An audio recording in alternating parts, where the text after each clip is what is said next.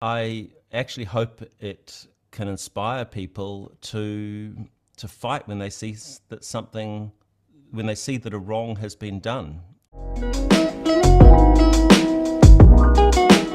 I appreciate you Go for taking it. the time. The film was so beautifully shot and so well done. So I have to start off by saying congratulations on this. Obviously, it's based off of these devastating yet true event that did happen in 2010.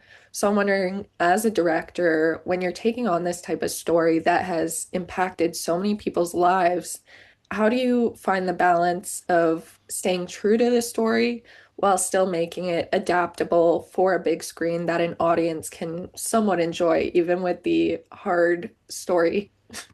I think the key word there is balance. When you're taking on a true life story like that, as a director, I feel like I've got dual responsibilities. First and foremost, I do have responsibility to the people I'm telling the story about, and I take that very seriously and form proper relationships with them, and really really go in deep with them to understand their story so that I'm able, when I make the film, to reflect it back to them and they see it as the truth. And I always feel that if you do that and if you get that right, then the audience will also feel that truth. And my other responsibility is, of course, to my audience, the people who are actually going to be watching the film. And yeah, you don't want to bore people. You've got to create kind of an emotional roller coaster of a narrative to kind of hook people in.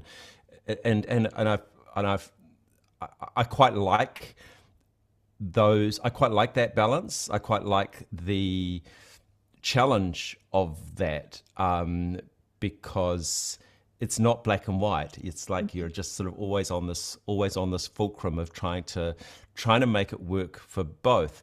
But when you do, it's magic. Mhm.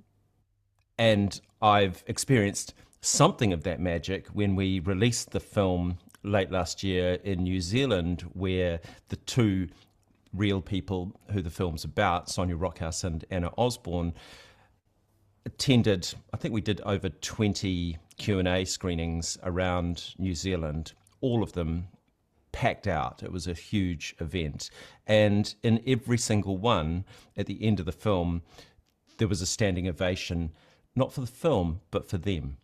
Mm. And that validation was quite an incredible thing for me to witness. I felt like I had just become a conduit to their story, which is how it should be. Definitely. I love that you say you take it on in a personal matter, that you want to talk to the people who are a part of this. As you said, Anna and Sonia obviously are a huge part in this. So, what was the creative process with them like? Were they involved thoroughly in the creation, or was it more of just you'd reach out to them when you had questions? Um, no, they were deeply involved in the creation. I mean, we did a lot of interviews kind of right up front. We spent weeks with them, really, with my little tape recorder and myself and Fiona, the screenwriter. Mhm. And because they hadn't, what was unusual about this story, this true life story, which is a very famous story in New Zealand. Every New Zealander knows about Pike River. Mhm. Most Canadians won't, but it's a thing in New Zealand, right? Yeah. And what's what was amazing about it is that it actually hadn't had a book. They hadn't written a book, so it wasn't based on a pre-existing narrative, I suppose, other than the true narrative. So what that meant is that we needed to sit down with Sonia and Anna and actually get them to tell us the story. I mean, I could literally write a book now if I wanted to, because I've got so many interviews and so many notes. I should just share them with a journalist probably, and it would be a great book. And then we wrote the script obviously, and we had, because they're not film people. Mhm. There's normal people. They're not freaks like us. They're they're not really used to reading screenplays. So what we did, over the course of about 3 years is we had a series of read-throughs of the script with them in the room, sort of hearing the script. And I always made it really clear to them that they could comment on it, but I wasn't going to do everything that they wanted. It had to, there had to be some, like a journalistic remove, I suppose. But that meant that by the time we got to shoot, they very much knew what we were making. And then they were on set quite often, not all the time, but certainly when we started the shoot, they were there. They introduced themselves to the crew. They were often, just just just beyond the frame. We gave them a couple of deck chairs, and they had their own little monitor so they could see what was going on. And it was a really exciting process for them, and of course that made it exciting for us as well, and for the actors. Sometimes slightly challenging for the actors. But I remember Mel Linsky came up to me quietly and very respectfully once early on and said, "Rob, would it be okay to just to get Anna just to be behind a screen or just a bit further away, because it's really difficult playing someone when the person you're playing is actually watching you." Yeah, I can imagine. She found it really, really challenging. I can imagine too. I mean, I don't know how these actors do it. So of course we did that, and Anna understood, and she was still watching, but Mel was able to sort of pretend that she wasn't. Fair So enough.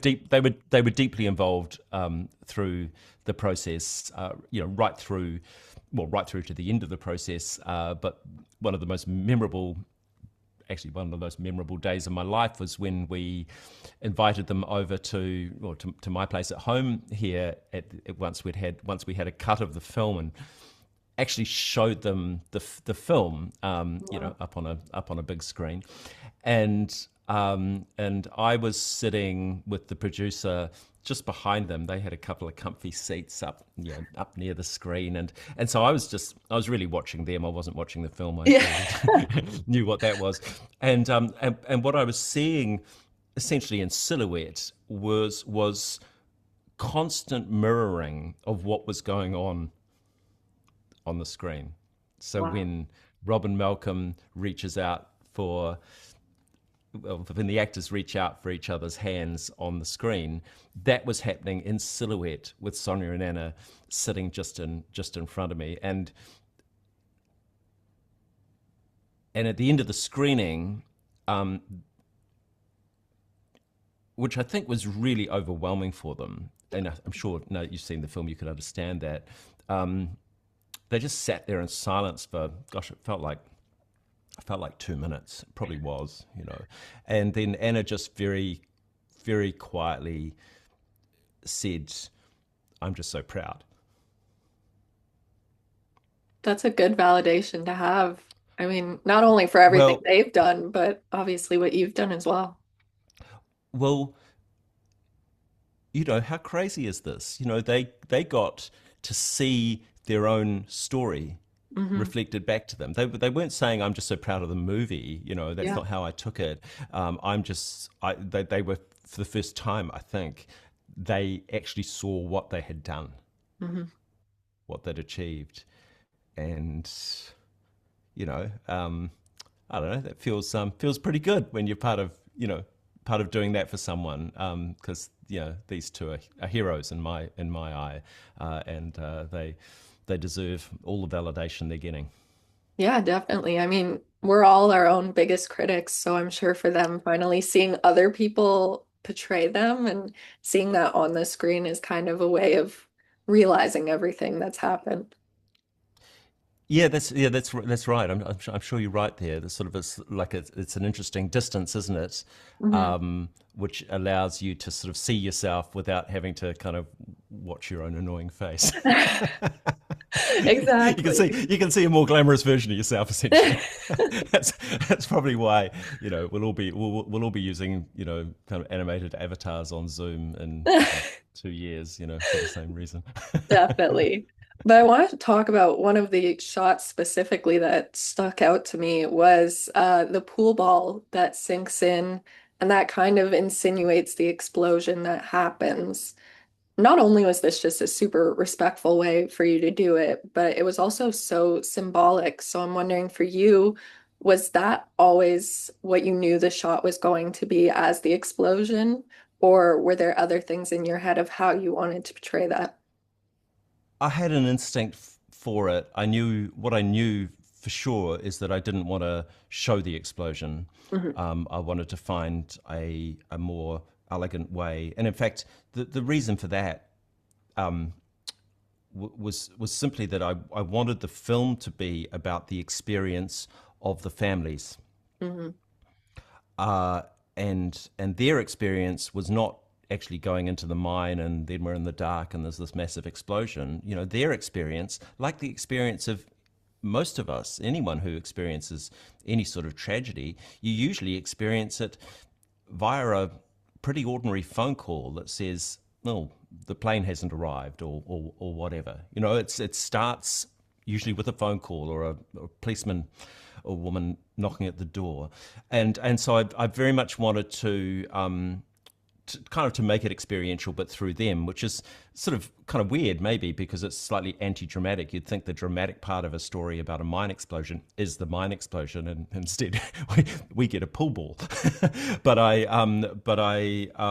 You know, I mean, I'm always looking for kind of symbol and metaphor and kind of ways to do things that are, you know, not flashy or showy, but just maybe slightly unusual. And I felt the sort of the subterranean idea of a pool ball kind of going into the darkness and then just rolling away, which is, you know, essentially how we lead up to the explosion. Was you know, was it always, I had an instinct that that would be a great way to do it, and you know, it turned out to be right. It worked, which is, you know, which is good. Actually, this sounds in there are very interesting. You won't know it, but you possibly felt it, that there's actually the sound when that ball is rolling down, the sort of a kind of a high pitched sort of sound, and that's actually the sound of one of the radios that was on during the explosion. So you are actually listening to the real explosion, to sounds of the real explosion, kind of in that sequence. And you know, we also kind of put special sort of earthquake microphones onto the pipes that lead into the mine, so that in a few of the sequences, including that one, but actually in later ones when they look at the bodies specifically, Mhm. you're actually, the rumble that you're hearing is actually the sound of the real mine. So, you know, that's, I think, speaks to the balance that I was trying to kind of get of a kind of a real story, but still making it dramatic. And generally, if you leaned into the real, it just became dramatic. You know, we Yeah. didn't have to. There's very little that's made up in this film. You know, it seems like it could be, because it's, you'd think it would be hard to sort of, you know, reframe a narrative into, into drama, but you know, almost everything that you see in the film did happen, and a lot of the dialogue, especially in public meetings, is verbatim, is word for word. And you know, I don't know, truth's often more interesting than fiction, I suppose, That's to me. true. Yeah. Mm. I love that you bring up the sound because I did notice that it was something. I had thought it was like the car going into um there, but I love that you say it's the walkie and it's the pipes because I find that so interesting to like integrate it into those pivotal moments. Yeah, and you don't, you know, I think audiences today are so sophisticated. You know, we've all grown up with film and media. You know, and not just grown up with it, but there's you know, 100-year plus history kind of it. So you don't have to explain all of those things. You know, like the sound. I don't. It doesn't matter if an audience doesn't know that that is the sound of the actual explosion, because they can feel something, or Mhm. there's just something unusual about it. You know, and that's enough. Yeah. A quote I love that you bring up, a lot of it is very verbatim to what was said in real life or real meetings. One that I really loved was, why does it take a tragedy to make us look properly at whether things are done right? You know, till this day, there's still so many things that are looked over. So I'm wondering for you, looking deeper into this film, past, all of the themes that are so obvious, what do you hope that viewers take from this film as a whole? Pretty simple answer to that. I actually hope it can inspire people to fight when they see that something, when they see that a wrong has been done. I think that it's quite rare in this world at this moment to feel like you, a normal person, can have a voice, can make a difference. And a story like Pike River shows, even though it's in a New Zealand context, that that you can. These women just simply did not give up, and they literally took on the most powerful people in New Zealand, including the Prime Minister of the day, and they forced change through a campaign of action Mhm. that put pressure on those in power, and then ultimately, spoiler alert, they got most of what they wanted, or they got the key parts of what they wanted. I mean, to be honest, the story's still ongoing, so they're still fighting, but that's just the nature of these sorts of stories. They just go on and on and on. A film's got to frame it in some way. So yeah, I hope the film can inspire people to think about the fact, and it is a fact, that any one of us can make a difference. And I think one of the aspects of this story that I think is really great is that it's just two ordinary middle class, or actually lower middle class. They're not wealthy at all. They're both teacher aides. Yeah. Two ordinary women, basically, two mums who did all this, and they did it through smarts and tenacity and anger, I think, that was driven by the clarity that what was happening was very, very wrong, and someone needed to do something about it, and they just stood up. It wasn't easy, but they did it. And if they can do it, why can't we? Yeah, definitely. I think that's a great message, and it's actually a good message for our times. Definitely, 100%. Well, I know we're out of time, but I want to say thank you for creating stories like this. Obviously, true stories are much needed, but it also gives movies the power to unify people and give them those voices that they don't have. So, thank you, and thank you for your time. Oh, thanks so much, Gracie. Great questions. That was awesome.